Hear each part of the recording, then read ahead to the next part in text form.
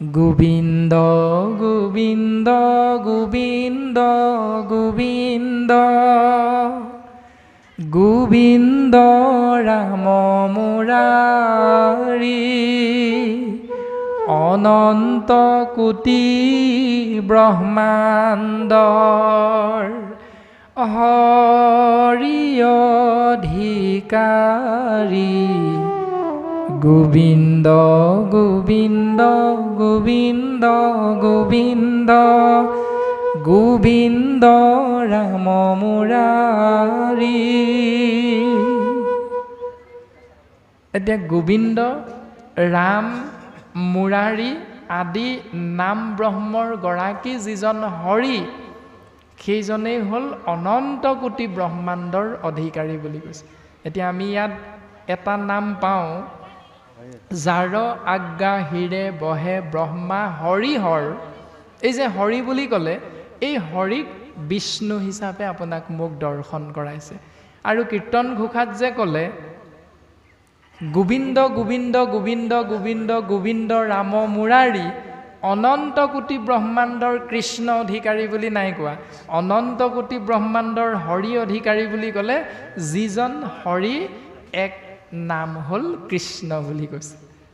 খেলি মেলি একো নাই, ইমান সুন্দৰভাৱে গুৰুজনাই কৈছে যিজনৰ নাম হ'ল গোবিন্দ, যিজনাৰ নাম হ'ল ৰাম, যিজনাৰ নাম হ'ল মুৰাৰী, সেইজনা মহাহৰিয়ে হ'ল অনন্ত কোটি ব্ৰহ্মাণ্ডৰ গৰাকী বুলি কৈছে।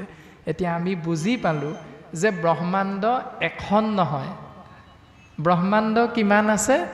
অনন্ত কোটি, গণি গণি আপুনি মই শেষ কৰিব নোৱাৰোঁ। কিন্তু অনন্ত কোটি ব্ৰহ্মাণ্ডত ব্ৰহ্মা কেইজন আছে জীৱ সৃষ্টি কৰিবৰ বাবে? এজন, দুজন, তিনিজন, চাৰিজন, কেইজন? অনন্ত কোটিখন ব্ৰহ্মাণ্ডত অনন্তজন ব্ৰহ্মা আছে। অনন্ত কোটিখন ব্ৰহ্মাণ্ডত পালনকৰ্তা হিচাপে অনন্তজন বিষ্ণু ৰূপে আছে। অনন্ত কোটি ব্ৰহ্মাণ্ডত সংহাৰকৰ্তা ৰূপেৰে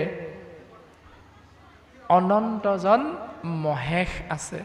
কিন্তু অনন্ত কোটি ব্ৰহ্মাণ্ডত অনন্তজন শিৱ ব্ৰহ্মা মহেশক, হৰি বিষ্ণু মহেশক আদি সমস্তজনাকে ত্ৰিদশ দেৱতাক পালন কৰি থাকিবলৈ, আদেশ কৰি থাকিবলৈ কিন্তু মহাহৰি কৃষ্ণ অনন্তজন নহয়, ভগৱান মাত্ৰ এজন বুলি কৈছে। সেইকাৰণে শংকৰ গুৰুজনাই আপোনাক মোক সুন্দৰভাৱে এই মাৰ্গটো দৰ্শন কৰাই দিলে। অনন্ত কোটি ব্ৰহ্মাণ্ডত অনন্তজন প্ৰজাপতি ব্ৰহ্মা আছে, অনন্তজন পালনকৰ্তা ৰূপে বিষ্ণু হৈ আছে, অনন্তজন সংহাৰকৰ্তা ৰূপে দায়িত্ব পালন কৰি মহেশ আছে। কিন্তু অনন্ত কোটি ব্ৰহ্মাণ্ডত সমস্তজনাকে আজ্ঞা কৰি থাকিবৰ কাৰণে পৰম ব্ৰহ্ম নিৰ্গুণ নিৰাকাৰ ঈশ তত্ত্ব কৃষ্ণ কিন্তু এজনহে আছে।